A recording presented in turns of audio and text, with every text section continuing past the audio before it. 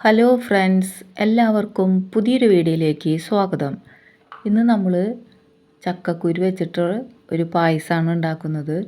അപ്പോൾ ഈ ചക്കക്കുരു ഞാൻ കഴിഞ്ഞ വർഷം പ്ലാസ്റ്റിക് കവറിൽ കെട്ടി സൂക്ഷിച്ച് എടുത്തു വെച്ചതാണ്. ഇതിപ്പോൾ നോക്കിയേ, ഇപ്പോൾ ഒരു കുഴപ്പവും ഈ ചക്കക്കുരുവിനില്ല. അപ്പോൾ നമ്മളിതിൻ്റെ തൊലി കളഞ്ഞ് വൃത്തിയാക്കി എടുത്തിട്ടുണ്ട്. നമ്മളിവിടെ ഇത് അരിഞ്ഞെടുത്തിട്ടുണ്ട്. ഇനി നമുക്കിത് കുക്കറിലേക്ക് ഇട്ട് കൊടുക്കണം.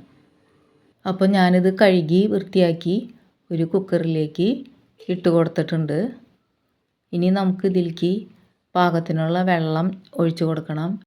ഇത് പെട്ടെന്ന് അടി പിടിക്കുന്നതുകൊണ്ട് കുറച്ച് കൂടുതൽ വെള്ളം ഒഴിച്ചു കൊടുത്തിട്ട് നമുക്കിത് വേവിച്ചെടുക്കണം.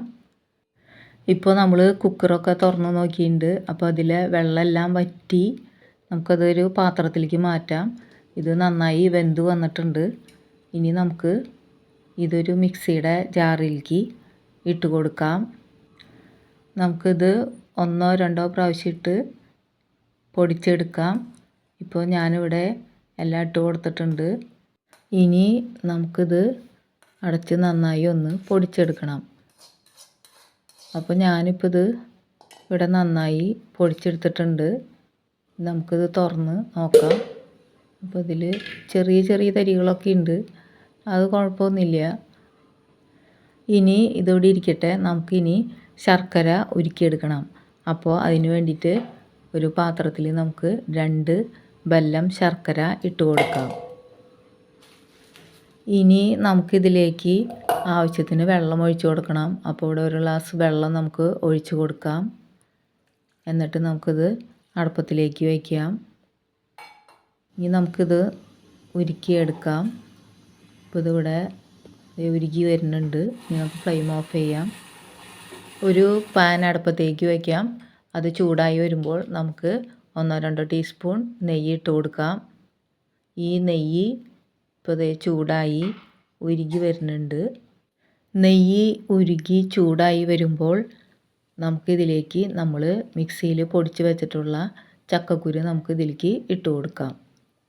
ഇനി നമുക്ക് ഇത് നന്നായി ഒന്ന് ഇളക്കി കൊടുക്കണം.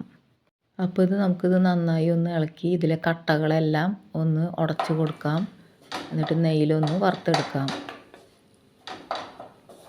ഇപ്പോൾ ഞാനിത് നന്നായി നെയ്യിലിട്ട് ഒന്ന് വറുത്തെടുത്തിട്ടുണ്ട്. ഇനി നമുക്കിതിലേക്ക് നമ്മൾ ഉരുക്കി വെച്ചിട്ടുള്ള ശർക്കര നമുക്ക് ഇതിലേക്ക് ഒഴിച്ച് കൊടുക്കാം.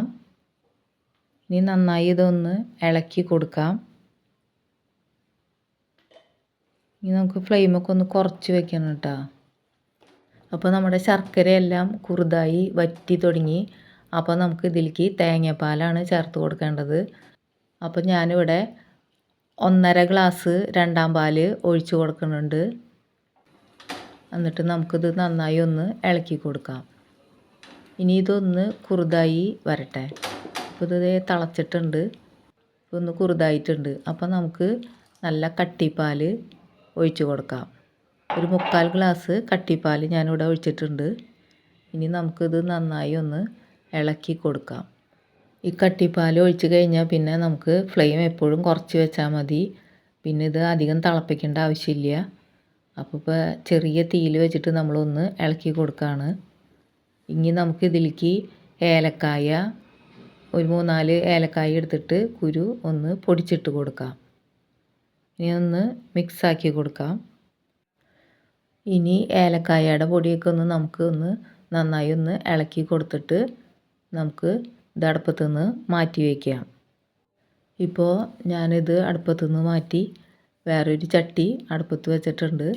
അപ്പോൾ അതിലേക്ക് നമുക്ക് 1-2 ടീസ്പൂൺ നെയ്യ് ഇട്ട് കൊടുക്കാം. നെയ്യ് ഉരുകി ചൂടായി വരുമ്പോൾ നമുക്ക് അതിലേക്ക് കുറച്ച് അണ്ടിപ്പരിപ്പ് ഇട്ട് കൊടുക്കാം. അതൊന്ന് നന്നായി ഒന്ന് ഇളക്കി വറുത്തെടുക്കാം. ഇനി അതിൽക്കൂടെ തന്നെ നമ്മൾ കുറച്ച് കിസ്മിസും കൂടിയും ഇട്ട് കൊടുക്കുന്നുണ്ട്. ഇനി കിസ്മിസും അണ്ടിപ്പരിപ്പും വറുത്തത് നമുക്ക് നമ്മുടെ പായസത്തിലേക്ക് ഒഴിച്ച് കൊടുക്കാം. അപ്പോൾ നമ്മുടെ നല്ല ടേസ്റ്റുള്ള പായസം ഇവിടെ റെഡി ആയിട്ടുണ്ട്. അപ്പോൾ വീഡിയോ ഇഷ്ടമായാൽ ലൈക്ക് ചെയ്യണേ, ഷെയർ ചെയ്യണേ, സബ്സ്ക്രൈബ് ചെയ്ത് സപ്പോർട്ട് ചെയ്യണേ. അപ്പോൾ അടുത്ത വീഡിയോയുമായി വീണ്ടും കാണാം. Thank you for watching.